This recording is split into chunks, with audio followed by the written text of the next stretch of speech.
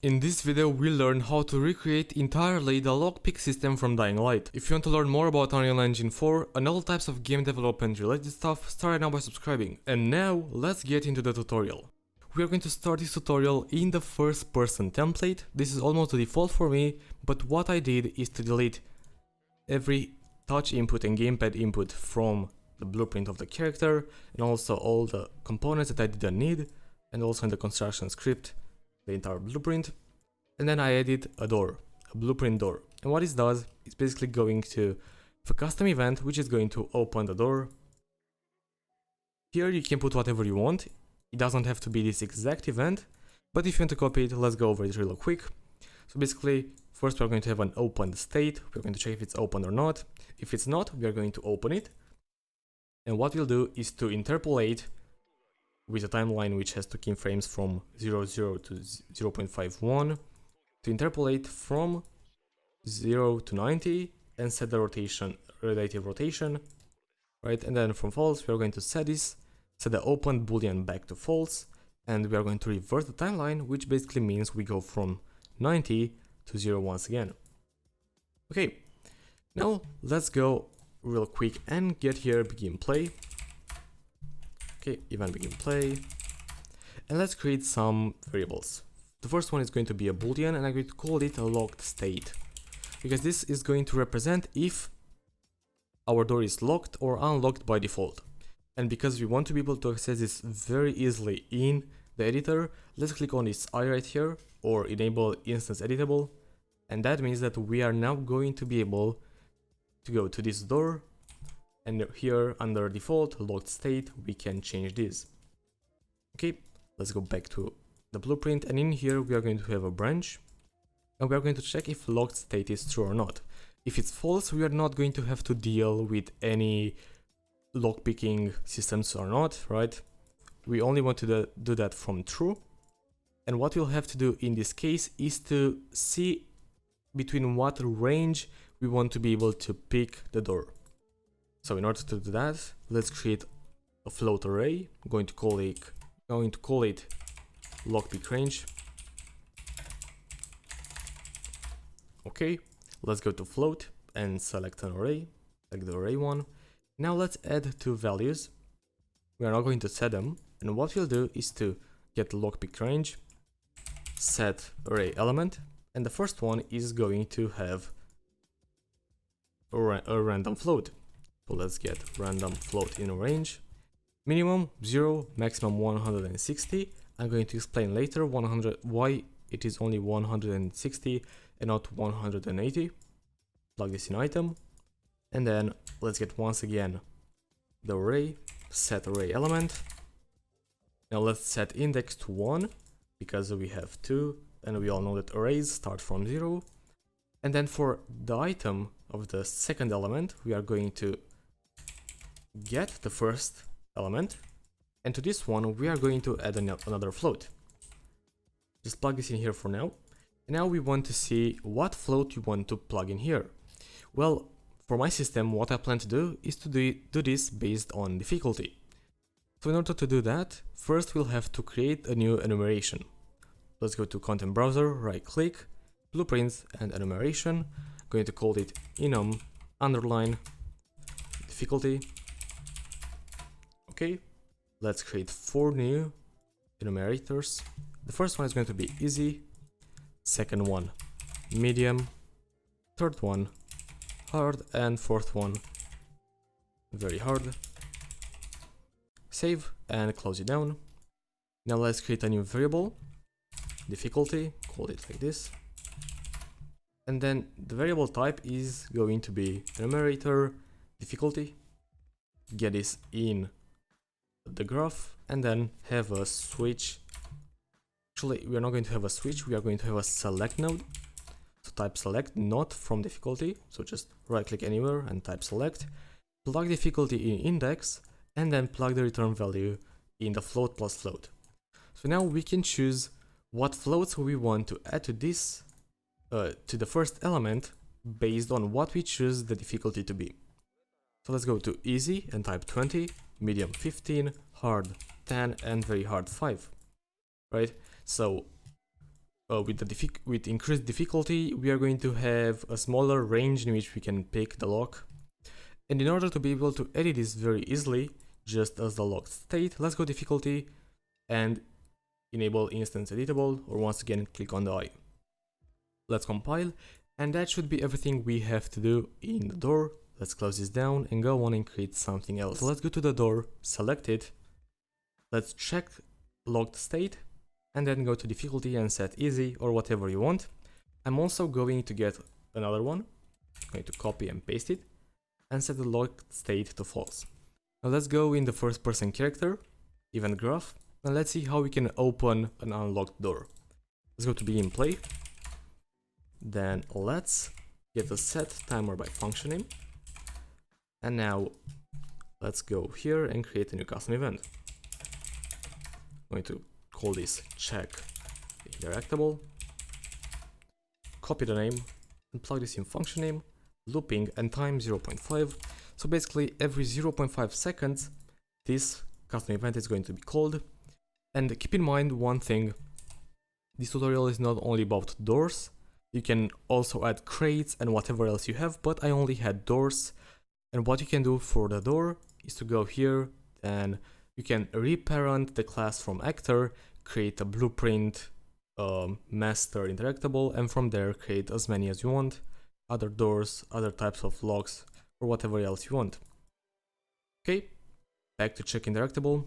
Let's get the default line trace setup.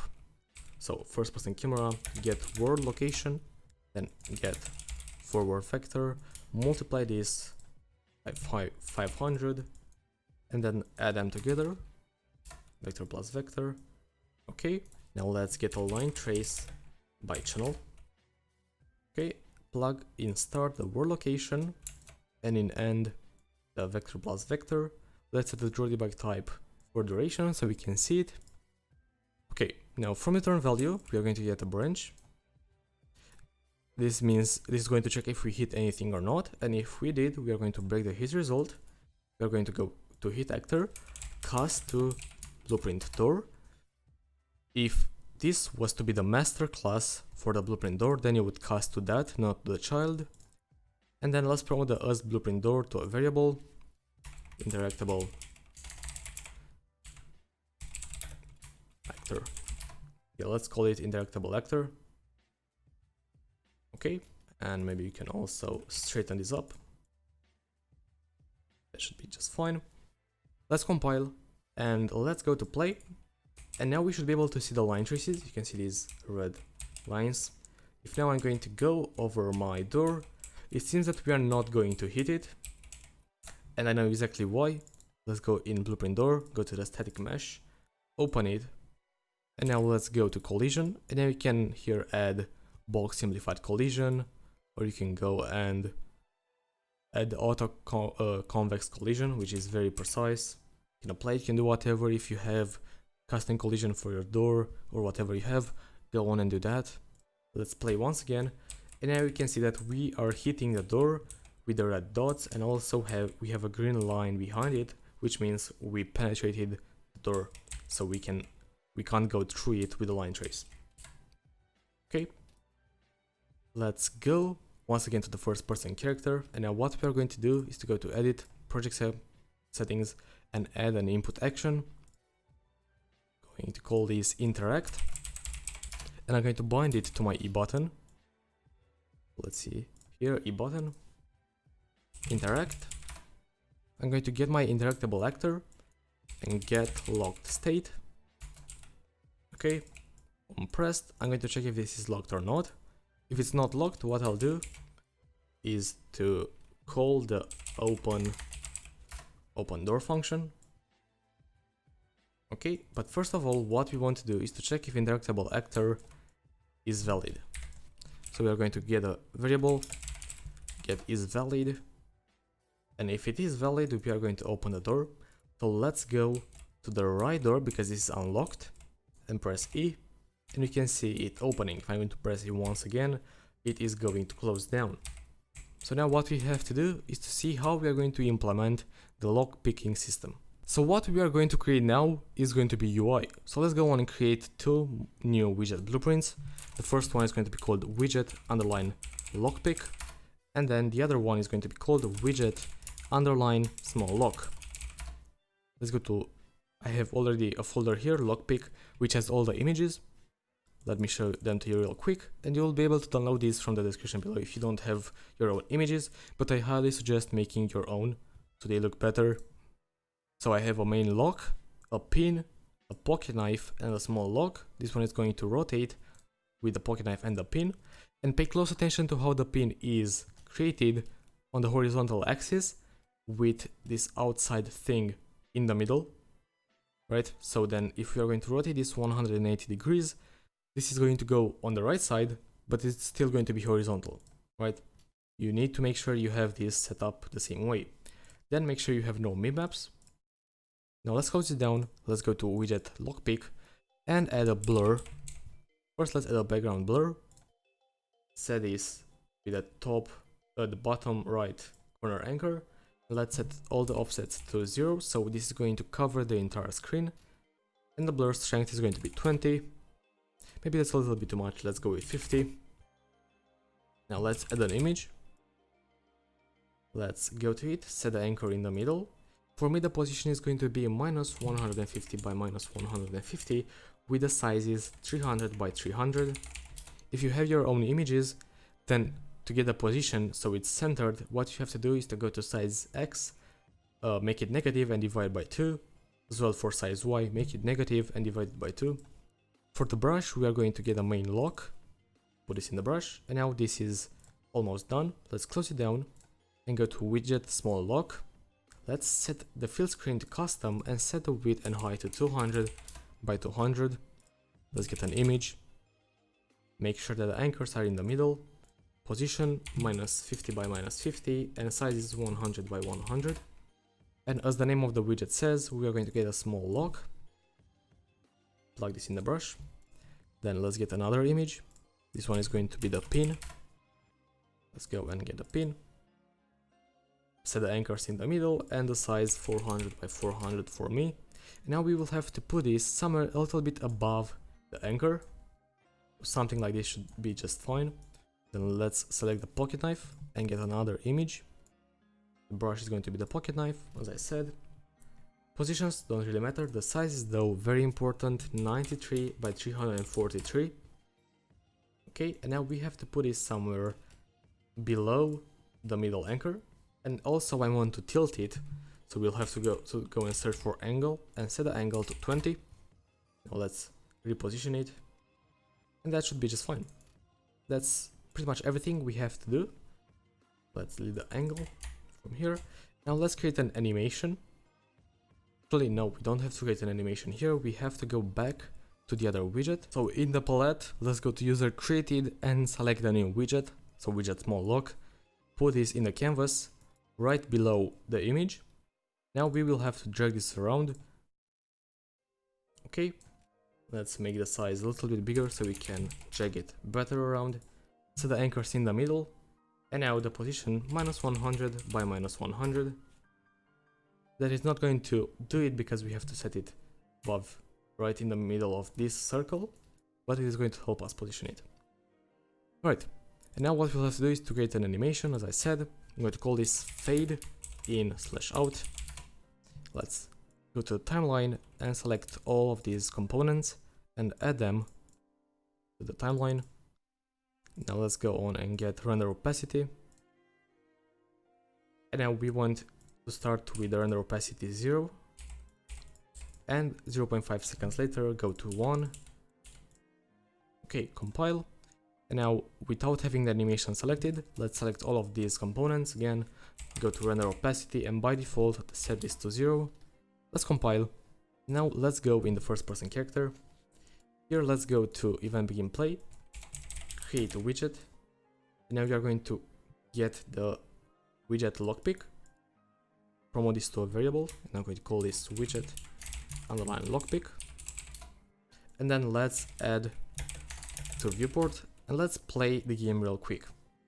You won't be able to see anything for now, and that is because we set the render opacity for all of the components to 0, so we are not going to be able to see them. Okay, let's close down. And now what we'll have to do is to go to variables and create a new boolean, and I'm going to call this lockpicking with a question mark at the end. Now let's go to interact. Actually, first let me explain why we are doing this. It's because we don't want to be able to move the mouse or through the keyboard, or we don't want to be able to jump while we lockpick, so we will have to use a variable. So on pressed, what we'll do is to check if we are lockpicking. If that is false, we are going to go on and check if interactable actor is valid, but if it is true, what we'll do is to set lockpicking to false, because we don't want to lockpick anymore once we press E again while lockpicking. And then here, to locked state, if this is locked, which means we have to lockpick, we are going to set this to be true. Okay, then one more thing that we have to do is to go to widget, get fade in, fade out, and also play animation. Okay, plug this in animation and make sure this is forward, copy it and put this in here, and then this should be reversed. Compile, and currently lockpicking is going to be useless. We don't really care if it's valid, if it's true or false, but I already set up here some booleans for the inputs. So what we'll have to do is to check if lockpicking is false for each one of these. Okay, let's go on and do it for both mouse and keyboard, and also for jumping. Compile, play, and let's press E. And now you can see that there's a blur in the background, there are our images, and I cannot move, neither with my mouse, and I cannot jump either. So this is exactly where we want it to get. For now, let's close down first person character, and let's go back to widget small pick. Let's go to the graph and create a new variable. I'm going to call this pick angle, pin angle, and make this a float. Don't give it any values, and this should also not be instance editable. Close it down. Now let's go to widget lockpick, create a new custom event, rotate pin, and what we'll do is to have a float input, and then a float. Now let's go and get widget small pick, get pin value, pin angle I mean. Alright, now let's add to pin angle the input, and now we have to clamp this. So clamp float, minimum is going to be 0 and maximum 180. And then what we'll do is to get again widget small lock, set pin angle, and then by setting the pin angle we are also going to set the actual angle of the pin. So get pin and set render angle, and the angle is going to be this float value. Okay, let's compile, close this down. Now let's go back to the first person character, and now here we are going to have to work with the input axis turn with a true value. What we'll get is, what we'll have to do is to get a widget lockpick, then rotate pin, and in the input we are going to plug in the axis input, axis value. Alright, but before doing this, what we'll have to do is a check. We want to make sure that the absolute value of the input axis turn is bigger than a certain value. So we'll get the axis value, absolute, and then check if this is bigger or equal to 0.2.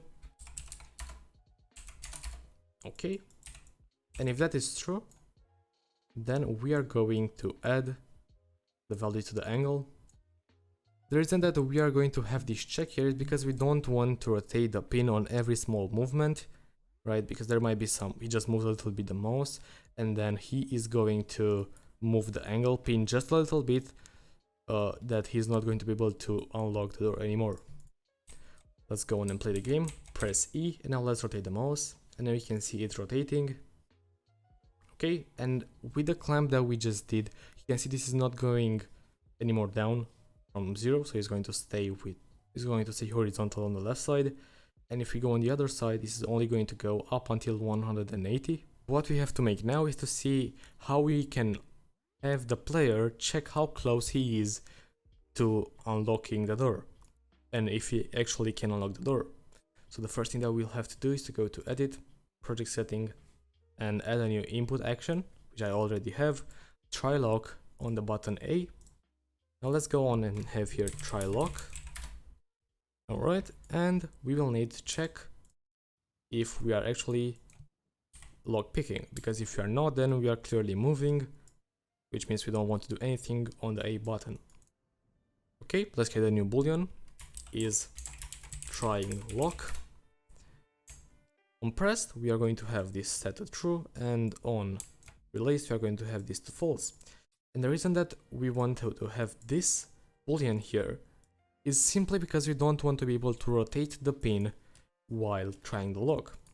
With that being said, what we have to make here is to have another branch with is trying lock, and if this is false, then we are going to rotate the pin. Okay, compile, and now let's go back down. Here we are going to add a timeline. I'm going to call this lerp. You can call it however you want, with a float track called alpha, and this is going to have 2 keyframes, time 0 value 0 and time 1 value 1, the total length 1, and now from the is trying lock true we are going to play this timeline, and from is trying lock false we are going to reverse it. Now let's see how we are going to set this up. First things first, before setting up the timeline, what we'll have to do is to play around a little bit with the interactable actor. So let's get it. Now let's get the range, get lockpick range, and then get a copy. We are going to do this twice with 0 and 1. And first we'll need to go to widget lockpick. Now get small lock, and then get pin angle. And we'll need to check if this is bigger or equal to the first element. And then we'll also have to check if the same pin angle is smaller or equal to the second element. Okay. And now what we'll have to do is to have a select node from the boolean. Okay, and the true and false are going to be some floats. So here we are going to have a float multiplied by float, plug this in here, and on false we are going to have 1, and on true we are going to have 0. Now this might not make sense, but it is going to do once we set up this second part. So let's copy this part, paste it down here, then we can also copy this part, because it's the same thing for now. And now we are going to subtract from the pin angle the first element, and then we are also going to subtract still from the pin angle the second element. Okay, let's plug this in here. Let's get the absolute values, because we might also get negative values. Alright, and now we are going to check if the first one, if the subtraction with the first one is smaller, just smaller, not equal, than the subtraction with the second one. And we are going to have another select node. Okay, on false we are going to select the first absolute node, and on true we are going to select the second one. Okay, now let's also straighten things up here so it looks nicer. There we go. And now we are going to plug this in this multiplication node. Okay, and now let me explain what this does. This part right here is checking, it's making sure that the pin is in between the 2 values that we are going to set in the door here, right? So it's in between those 2 values, right? And if that is true, we are going to multiply this with 0, so it's going to have no effect. But if it's false, it is going to have full effect. And what this does right here is that it is going to check on which side, right? By side I'm talking about on which of these ranges of these values the pin angle is closer to, and based on that we are going to subtract from 90, so the lock, when it is going to rotate, is going to be closer to actually unlocking it. Now this might have not been the best explanation, but if you're going to test yourself with what it actually does and change some values, and you're going to see how it is going to impact the overall system. Okay, so before subtracting, we are going to clamp this clamp float, minimum is 0, maximum 90. Okay, then get a float, minus float. We're going to get here 90 and plug this in the other one. Okay, now we are going to get here an is function with the function sign in and out. Alpha going to be the alpha track. Get here literal float. Okay, the first one, A is going to be 0, B is going to be 90. Now we can delete this and type it in here directly. Okay, let's get the widget lockpick. Then get small lock and now set render angle. Okay, now before plugging in the result, what we'll do is to clamp. So once again, clamp float. Value is going to be the result and maximum is going to be the subtraction. Plug the return value in angle and that should be it. Now from finished, we'll go upwards and we'll once again have here a switch. We're going to have a switch. Okay, and the first thing that we want to do is to check if this subtraction is equal to 90. And the reason that we check if this is equal to 90, that means what it means is basically that the pin angle was in between these two values, because then this is going to be 0, and by multiplying anything with 0, the return value is going to be 0. Then after going through the clamp, it's still going to be 0. So 90 minus 0 is still 90, which means that the pin angle was in between those two values. What we'll do is to get an interactable door, set locked state to be false. Okay, then let's go up here and copy this part. And then let's have a delay of 0.5 seconds and set lockpicking back to false. Okay, and then we can also copy this, and instead of setting it here instantly, we can do that. Okay, this is going to make sure that we avoid some errors. And that should be it. Let's go on and check. What I like to do to make sure that this is working is to go on event begin play, and then here get print string, and then get the first element and print it for 2 minutes, and then get once again a print string and print the second element. Okay, in the string, compile and play. So you can see how the game chose to have values between 58 and 38. So if I'm now going to go and press E, and right now, right here, I should be around 10. So it's going to get close. You can see it's almost halfway through, but it's not quite there. I'm going to go around here. This should work. Let's see. As you can see, it worked. I'm going to play once again. Now I have 11 and 31. If I can go too far away, nothing is going to happen. You can see that. And that is because the value is just the difference between my location of the pin and where I have to be is too big, which means that even if I try the slightest bit, it is not going to work. In Dying Light, this is usually represented by a small shake of the lock, so you can also implement that when it's not working anymore, right? And then if I'm going to go close, but not quite enough there, it is going to stop once again. And that's everything that we have to do inside Unreal Engine 4. If you have any other questions regarding the tutorial, let me know down below and I'll help you out. If you want to learn more about Unreal Engine 4 and all types of game development related stuff, start right now by subscribing. Big thanks to Donald Anderson, Kamasutra Industries, Daniel Moore, Bruno Gomez, Stefan, Badr Al-Kahtani, Roduk, and Andrew Milspog for supporting me this month. As always, the project files will be available for Patreons over Patreon. Thanks a lot for watching the video until the very end, and I'll catch you in the next one.